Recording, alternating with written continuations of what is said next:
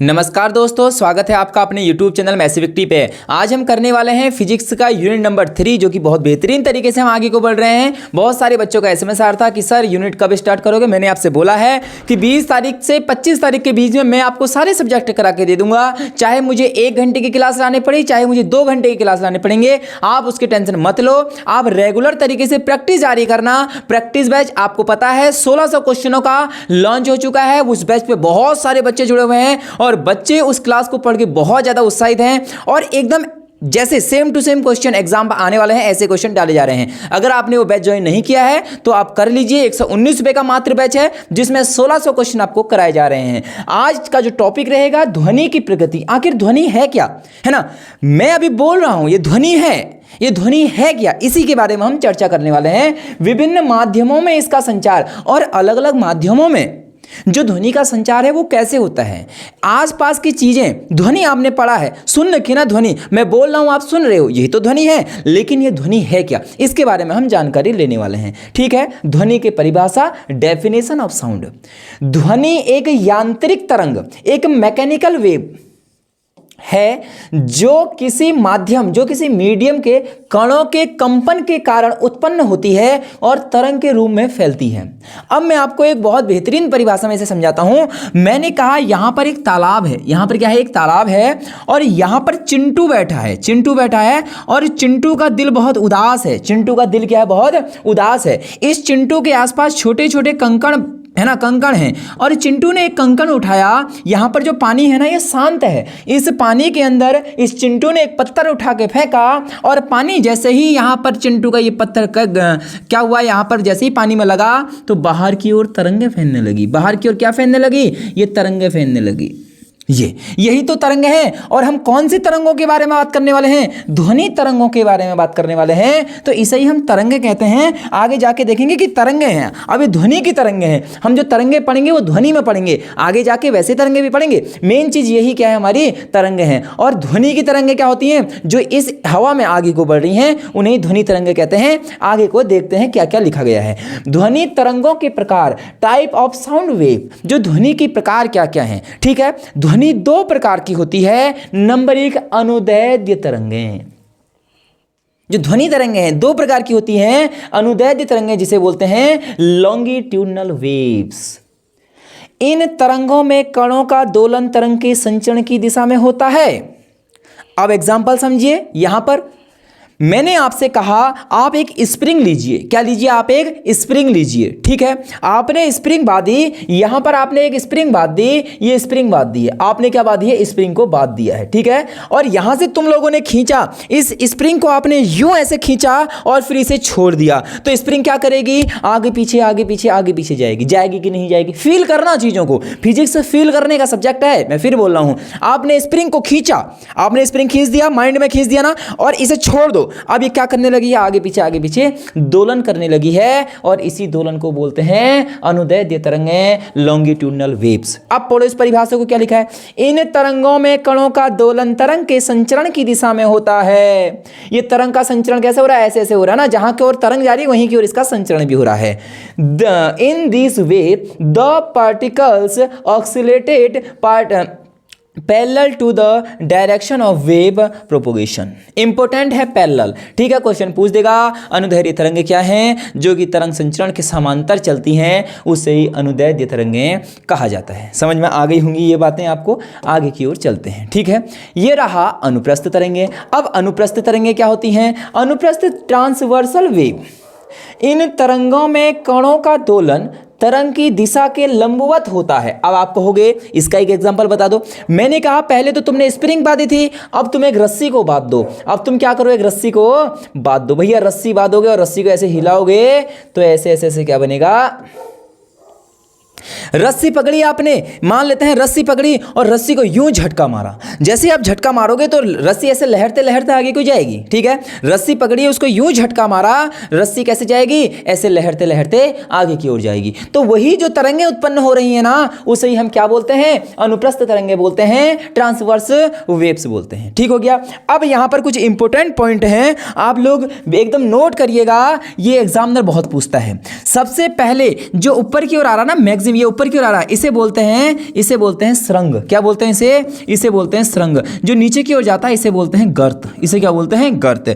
और आप लोग देखेंगे कि जो मैक्सिमम विस्थापन है इसे बोलते हैं आयाम ए। अधिकतम विस्थापन को ही ए बोलते हैं, अभी आगे आप पढ़ेंगे। अगर नीचे की ओर भी अधिकतम जा रहा है तो इसे भी क्या बोलेंगे? आयाम। एक सुरंग, दो सुरंगों के बीच की जो दूरी होती है उसे हम क्या बोलते हैं? तरंगदैर्ध्य बोलते हैं, जिसे हम बोलते हैं वेवलेंथ बोलते हैं, जिसे हम लैम्डा कहते हैं। ठीक हो गया? जिसे हम क्या कहते हैं? लैम्डा कहते हैं। तो ये बातें आपको क्या रखनी है? याद करनी है। दो सुरंग और सुरंग, जिसे हम क्रस्ट और क्रस्ट के बीच की जो दूरी होती है वो क्या होती है? लैम्डा होती है। यह बातें आपको याद करनी है। ठीक है? In this wave the particles oscillated perpendicular to the direction of wave propagation. जहां की ओर वेव जा रहा है उसके परपेंडिकुलर, ये आगे की ओर जा रहा है और ये ऊपर की ओर। देखो ये परपेंडिकुलर बनना है 90 डिग्री पर। ठीक है? चीजें समझ में आ गई। अनुदैर्ध्य में क्या था? तरंग समांतर चल रही थी और इसमें क्या चल रही है? परपेंडिकुलर चल रही है 90 डिग्री पर। चीजें समझ में आ गई होंगी। आगे की ओर चलते हैं। ये लीजिए, ध्वनि की विशेषताएं क्या क्या हैं? ध्वनि की विशेषताएं इंपॉर्टेंट हैं, पढ़िएगा। सबसे पहले इसकी विशेषताएं, प्रॉपर्टीज और विवरण। ठीक है? डिस्क्रिप्शन इसका क्या क्या है। आयाम, एम्पलीट्यूड क्या होता है मैंने बताया। आयाम को हम कैपिटल ए नहीं लिखते हैं, मैं फिर बोल रहा हूं, स्मॉल ए लिखते हैं। क्या लिखते हैं मेरे दोस्त? स्मॉल ए लिखते हैं। आयाम क्या है? आयाम क्या है? तरंग के अधिकतम विस्थापन को दर्शाता है। मैंने बताया था कि जो मैक्सिमम डिस्प्लेसमेंट है, ये जो मैक्सिमम डिस्प्लेसमेंट है इसे हम क्या बोलते हैं? इसे हम आयाम कहते हैं, एम्पलीट्यूड कहते हैं। ठीक है? Represents the maximum displacement of the wave. दूसरा है आवर्ती। भैया फ्रीक्वेंसी किसे कहते हैं? फ्रीक्वेंसी को एफ भी लिखा जाता है, फ्रीक्वेंसी को एन भी लिखा जाता है। ठीक है? एक सेकंड में उत्पन्न कंपनों की संख्या, एक सेकंड के अंदर जितने भी कंपन उत्पन्न हो रहे हैं उसे आवर्ती कहते हैं। एक सेकंड में उत्पन्न कंपनों की संख्या, मैंने कहा एक सेकंड में कितने कंपन हुए? तुमने कहा 10 हो गए, तो 10 उसकी आवर्ती हो गई, फ्रीक्वेंसी हो गई। तरंगदैर्ध्य क्या होती है? लैम्डा क्या होता है? संपीड़न से अगले संपीड़न के बीच की दूरी, मैंने आपको बता दिया था, सुरंग और सुरंग के बीच की दूरी लैम्डा और गर्त के बीच की दूरी लैम्डा होती है। ठीक है? दो सुरंग दो गर्तों के बीच की दूरी लैम्डा। गति क्या है? वेलोसिटी। भैया वेलोसिटी तो पता है, ध्वनि की गति होती है, जिसका सूत्र यहां पर दिया गया है, v = f × लैम्डा। फॉर्मूला होता है v = f × लैम्डा। ठीक है? f फ्रीक्वेंसी और लैम्डा वेवलेंथ। काल क्या है ना? टाइम पीरियड, जिसे हम कैपिटल T बोलते हैं। एक पूर्ण तरंग बनने में लगा समय। पूर्ण तरंग मतलब क्या हुआ? ध्यान से देखेंगे पूर्ण तरंग कहां पर हुई। देखो एक यहां से स्टार्ट हुआ, ये तो आधा ही हो रखा है, और यहां पर ये एक पूर्ण तरंग हो गया। मतलब एक पूरा चक्कर करने में लिया गया समय ही टाइम पीरियड होता है, समय काल होता है। क्या होता है? समय काल होता है। इसका formula T directly proportional to 1/f होता है। T = 1/f होता है। ठीक हो गया? जहां पर f क्या है? आवर्ती है, जहां पर आवर्ती। और मैंने आपको प्रैक्टिस बैच में ये सारे क्वेश्चन आने लग गए होंगे, आपने ध्यान दिया होगा। प्रैक्टिस बैच में ये सारी चीजें मैंने करा दी हैं कि f प्रोपोर्शनल टू 1/t और फ्रीक्वेंसी है। फ्रीक्वेंसी का जो बीमा होती है, जो क्या होती है, डायमेंशन होती है, वो क्या होता है? T-1। क्यों होती है? आपको ये वहां पर बताया हुआ था। तो ये चीजें नोट करते रहना, यहां से इंपॉर्टेंट क्वेश्चन बनते हैं। अगला क्वेश्चन, ध्वनि का संचार विभिन्न माध्यमों में कैसे कैसे होता है? देखिए, ध्वनि का संचार विभिन्न माध्यमों में कैसे होता है? Propagation of sound in different medium. अलग अलग माध्यमों में ध्वनि की चाल अलग अलग होती है। ठीक है? सबसे पहले माध्यम क्या होगा और ध्वनि की गति क्या होगी। सबसे पहले सॉलिड, जो सॉलिड है, जो ठोस है ना, उसमें जो ध्वनि की गति होती है वो 5000 से 6000 मीटर पर सेकेंड होती है। और सबसे तेज ध्वनि की जो चाल होती है वो ठोसों में होती है। ध्वनि की चाल सबसे ज्यादा ठोसों में होती है। और ध्वनि की गति के लिए माध्यम की आवश्यकता होती है, याद करना। ध्वनि तरंगों के लिए माध्यम की आवश्यकता होती है। आपने देखा होगा आजकल बहुत जगह भागवत चल रहे हैं, ठीक है, और कुछ समय पहले भी बहुत भागवत चल रहे थे माह के महीने में। आपने देखा होगा रात को कभी कभी आवाज़ तेज आती थी और कभी कभी आवाज़ धीरे आती थी। ऐसा क्यों?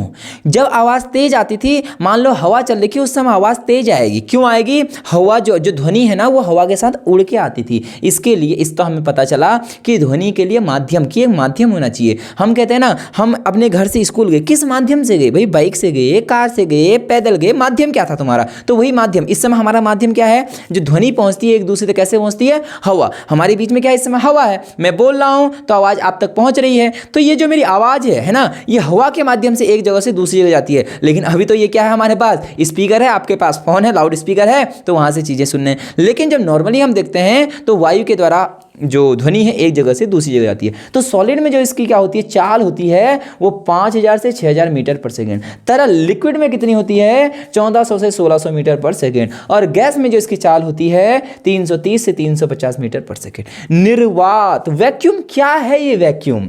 मैंने कहा एक डब्बा लाओ, मैंने कहा एक डब्बा लाओ, इसको आज समझाता हूं मैं निर्वात क्या है। निर्वात क्या होता है? मैंने कहा एक डब्बा लाओ, तुमने कहा डब्बा ला गया। मैंने कहा इसके अंदर क्या भरी है? तुमने कहा यार इसके अंदर तो बहुत सारी गैसें भरी हैं। मैंने कहा इसका माध्यम इस समय गैस है। मैंने कहा एक ऐसी विधि बनाओ, इस सारी गैस को बाहर खींच दो। मान लो इसके अंदर छोटे छोटे जीव हैं, इसके अंदर छोटे छोटे क्या हैं, है ना, जीव हैं। ये जीव अभी जीवित होंगे क्योंकि इसके अंदर एयर है। मैंने कहा किसी भी प्रकार से ये सारी गैसों को बाहर निकाल लो, इस डब्बे के अंदर से सारी गैसें बाहर निकाल लो। तुमने कहा गुरुजी सारे हमने बाहर निकाल दिए, अब क्या हुआ? हमने कहा यार, फिर तुमने बोला, मैंने कहा क्या हुआ? आप बोलोगे जो भी सारे अंदर क्या थे, चींटी वगैरह थे, जो भी ये जीव जंतु थे सारे मर गए। मैंने कहा ऐसा क्यों हुआ? तुमने बोला अंदर कुछ है ही नहीं, अंदर निर्वात है। निर्वात मतलब जगह खाली, जहां पर जीवन संभव नहीं है। तो ये निर्वात हो गया। तो क्वेश्चन कह रहा है निर्वात में क्या, ये देखो अब यहां से ध्वनि आ रही है, मान लो ध्वनि आई, भैया इसे माध्यम ही नहीं मिला, कुछ है ही नहीं, यहाँ कहाँ जाएगी ध्वनि, है ना। ध्वनि तो माध्यम से आगे की जाती है जब पार्टिकल टकराएंगे, यहां कुछ है नहीं, तो ध्वनि यात्रा नहीं कर सकती। Sound can not travel. Question कहेगा वह ध्वनि क्या निर्वात में गति कर सकती है? आपको होगी ध्वनि निर्वात में गति नहीं कर सकती, इसके लिए एक माध्यम की आवश्यकता होती है। तभी हमने यहां पर लिखा था, यहां देखो, तभी हमने लिखा था, क्या लिख रखा था कि इन तरंगों में कणों का दोलन तरंग गति की दिशा के लंबवत होता है। देखो हमने कहीं लिखा होगा, है ना, जल्दी देखिए, हाँ ये है, देखो यहाँ पर लिखा था जो कि किसी माध्यम के कणों के कंपन, माध्यम की रिक्वायरमेंट है ना, स्टार्टिंग में ही हमने ये लिख दिया था। आगे की ओर चलते हैं, ये हमने पढ़ लिया, ये हमने पढ़ लिया, और ये अब कुछ इंपॉर्टेंट बातें कर लेते हैं इस पर। देखिए क्या कह रहा है, ठोसों में क्या बोल रहा है, ठोसों में ध्वनि सबसे तेज चलती है। मोस्ट मोस्ट मोस्ट इंपॉर्टेंट 3 चीज दे देगा, बताओ, हवा, लोहा और क्या बोलेगा, हवा, लोहा, पानी। सबसे तेज किस में चलेगी भैया? इस पे चलेगी। बोल दिया ठोस में ध्वनि की सबसे तेज चलती है। गैसों में ध्वनि सबसे धीमी चलती है, गैसों में सबसे धीमी चलती है ना। और निर्वात वैक्यूम में ध्वनि नहीं चल सकती क्योंकि इसके एक माध्यम की आवश्यकता होती है, मोस्ट इंपोर्टेंट, ठीक है। Sound can not travel in a vacuum because it require a medium, इसके लिए एक माध्यम की आवश्यकता होती है, ठीक है। आप लोग देख लेंगे, ये नोट्स आपको मिल जाएंगे। बहुत सारे बच्चों की रिक्वायरमेंट थी कि सर नोट्स नहीं भेजे हैं। हाँ दोस्त, बहुत टाइम से नहीं भेजे हैं, है ना, थोड़ा समय बहुत कम मिलता है, बहुत ज़्यादा कम समय मिलता है। आप ये लगाइए कि 5 घंटे भी सोने को अच्छे से नहीं मिल पाता है, तो ये बहुत सारा लोड रहता है।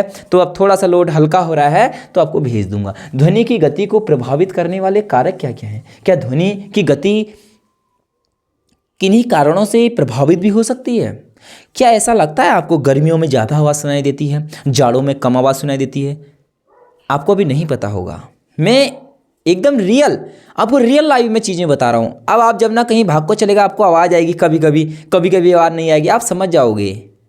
क्या समझोगे कि ये ध्वनि है, इसके लिए माध्यम की आवश्यकता होती है। जहाँ को हवा चलेगी वहाँ को ये चले जाएगी, है ना। और ये कैसी है? एक अनुदैर्घ्य अनुप्रस्थ होती है। अनुदैर्घ्य में लंबवत होती है, अनुप्रस्थ में समांतर होती है। आइए करते हैं factors affecting the speed of sound. तापमान, टेम्परेचर का क्या प्रभाव पड़ता है? गैसों में तापमान बढ़ने से ध्वनि की गति बढ़ जाती है। इंपॉर्टेंट क्वेश्चन बोल रहा है कि गैस का यदि टेम्परेचर हम इंक्रीज करें तो जो ध्वनि है, साउंड है, उसकी जो स्पीड है वो भी इंक्रीज हो जाएगी। पहली बात नोट करना, इन गैसों में increasing temperature increasing the speed of sound, ठीक है। दूसरा, यदि तापमान स्थिर है, टेम्परेचर कांस्टेंट है, इफ टेम्परेचर रिमेन कांस्टेंट, तो दबाव का ध्वनि की गति पर कोई प्रभाव नहीं पड़ता। तो दबाव का, प्रेशर, यदि टेम्परेचर कांस्टेंट है तो दाब जो प्रेशर है उसका कोई भी इफेक्ट नहीं पड़ता। Pressure does not affect the speed of sound, ठीक है। आर्द्रता, ह्यूमिडिटी, ये क्या होता है? देखिए, वायु में नमी बढ़ने से ध्वनि की गति बढ़ जाती है। वायु जो हवा है, यदि इसकी नमी बढ़ जाएगी, ह्यूमिडिटी बढ़ जाएगी, ठीक है, higher humidity increases the speed of sound. और जो साउंड है इसकी स्पीड बढ़ जाएगी। मैं ये कहूँगा ये पेज आपके लिए मोस्ट इंपॉर्टेंट है, आप सारे पॉइंटों को नोट कर लेना मेरे दोस्त, मेरे भाई, क्योंकि आने के चांस बहुत ज़्यादा रहते हैं। फैक्ट वाले क्वेश्चन यहीं से बनाता है। ध्वनि तरंगों की श्रेणियाँ, क्या क्या ध्वनि श्रेणियाँ हैं? Range of sound wave, range आवृत्ति फ्रीक्वेंसी और इनका विवरण डिस्क्रिप्शन। श्रव्य ध्वनि, अवश्रव्य ध्वनि, पराश्रव्य ध्वनि, 3 ध्वनियाँ होती हैं, आपको पता होगा, पढ़ रखा है सब लोगों ने। Audible sound, infrasonic sound, ultrasonic sound. श्रव्य तरंगें, ऑडिएबल साउंड क्या है? इनकी आवृत्ति 20 हर्ट्ज से 20,000 हर्ट्ज, मोस्ट इंपॉर्टेंट। कितना? 20 हर्ट्ज से 20,000 हर्ट्ज या 20 किलो हर्ट्ज, इंपॉर्टेंट। अगर यहां पर के लग जाएगा, घुमा देगा तुम्हें ऐसे ही एग्जाम में, याद होनी चाहिए भैया। अगर 20,000 हर्ट्ज बोल देगा तो भी बात है, या 20 किलो हर्ट्ज है तो भी वही है, बात एक ही है, ठीक है। तो मनुष्य द्वारा सुनी जा सकती हैं। तो क्वेश्चन पूछ देगा निम्नलिखित में से कौन सी आवृत्तियां मनुष्य सुन सकता है? 20 हर्ट्ज से 20,000 हर्ट्ज के बीच में जितनी भी आवृत्तियां हैं, फ्रीक्वेंसी हैं, सारा ह्यूमन इसको सुन सकता है। Can be here be human, human उसे सुन सकता है। दूसरा, अवश्रव्य ध्वनियां, इंफ्रासोनिक साउंड, जिसकी आवृत्ति 20 हर्ट्ज से कम हो, 20 हर्ट्ज से क्या कम, 20 से कम जिस भी आवृत्तियां होंगी उसे मनुष्यों द्वारा नहीं सुना जा सकता। उसे कौन नहीं सुन सकता? मनुष्य इन्हें नहीं सुन सकते हैं, ठीक हो गया, हम लोग नहीं सुन सकते हैं। पराश्रव्य ध्वनियाँ, अल्ट्रासोनिक वेव्स, जो 20,000 हर्ट्ज से ज़्यादा होती हैं, ऐसी आवृत्तियाँ जिनकी आवृत्ति, ऐसी ध्वनियाँ जिनकी आवृत्ति 20,000 हर्ट्ज से ज़्यादा होती हैं, चमगादड़ और डॉल्फिन द्वारा उपयोग की जाती हैं। इन्हें हम लोग नहीं सुन सकते, हमारे लिए सिर्फ क्या है, यही चीज़ है, ठीक है। ये नोट करना 3 के 3। आगे इनके एग्जाम्पल लिखे होंगे, इनके गुणधर्म लिखे होंगे। आइए गुणधर्म को पढ़ते हैं। ध्वनि के गुणधर्म, प्रॉपर्टीज ऑफ साउंड, परावर्तन, रिफ्लेक्शन ऑफ साउंड क्या है? परावर्तन पता है ना, कोई भी प्रकाश की किरण आ रही है, लौट जा रही है, ऐसी ध्वनि में भी होता है।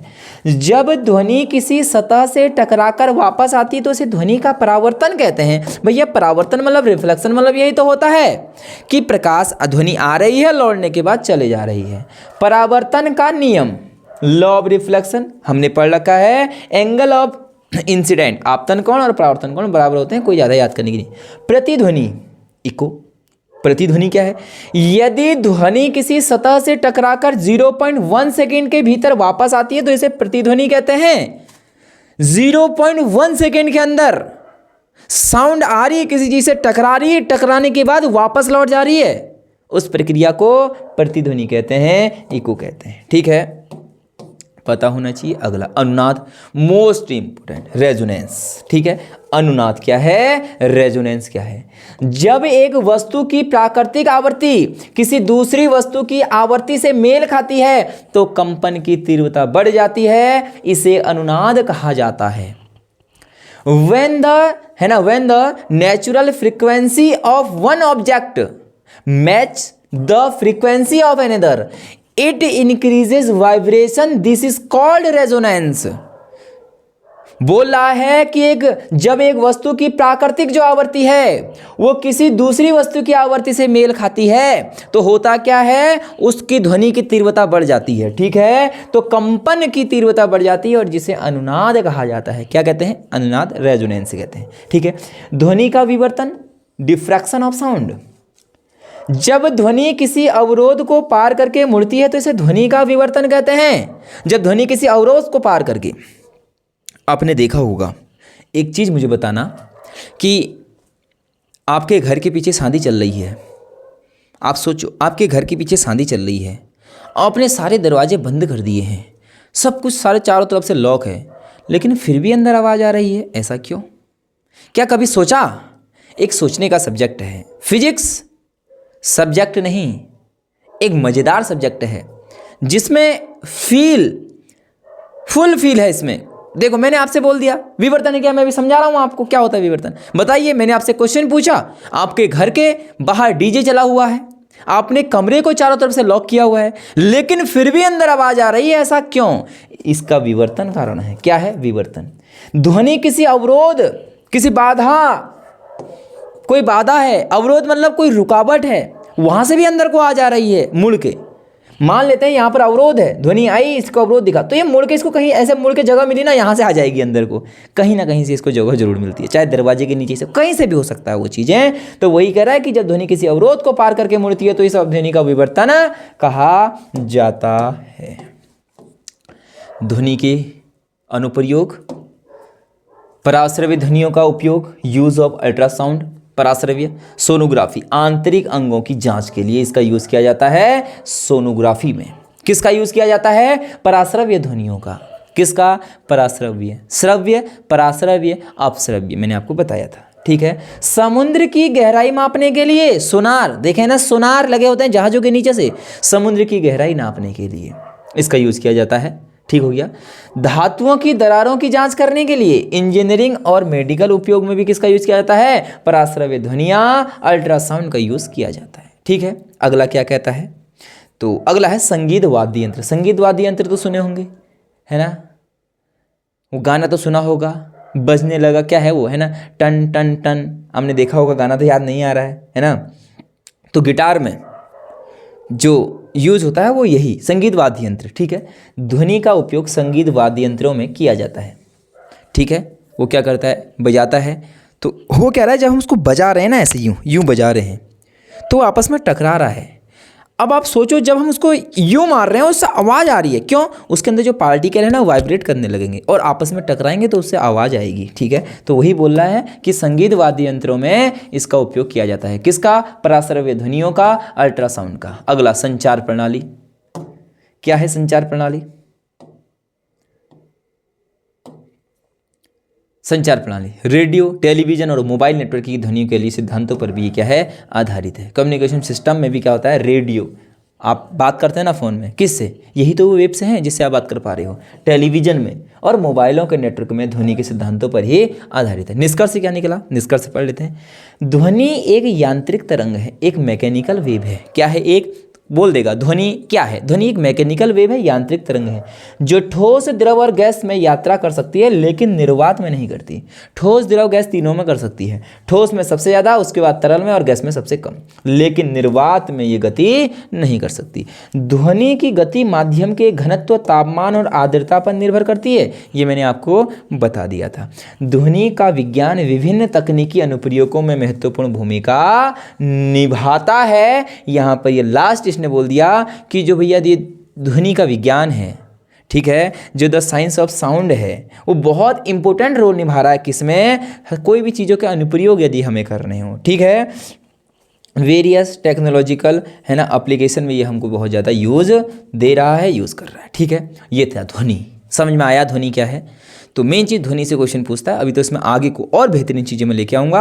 बस आप लोगों को टेंशन नहीं लेना है कि कब कराओगे, क्या कराओगे। चल रही हैं चीज़ें, सब कुछ चल रही हैं। दिन में 2 से 3 क्लासें तो आपको मिलती हैं। एक तो पेड क्लास तो डेली आपको मिलती हैं, जिसने पेड बैच लिया है 1600 क्वेश्चन की सीरीज कर रहा है वो तो सबको क्लास मिलती है। 1 से 2 क्लास दिन में, है ना, कभी बायोलॉजी, कभी केमिस्ट्री, कभी फिजिक्स की, इस पर आती रहती है। आपको वीडियो पसंद आई है, पहली बार जुड़े हैं तो सब्सक्राइब कर दो। सब्सक्राइब करने के लिए बहुत कम बोलता हूँ, क्योंकि अगर आप यहाँ तक जुड़ जाएंगे तो आपको चीज़ें पता लग गई होंगी कि यहाँ पर कैसे पढ़ाया जाता है, तो इसको मुझे कहने की ज़रूरत नहीं पड़ती है। फिर भी नहीं हो तो सब्सक्राइब, कमेंट और शेयर।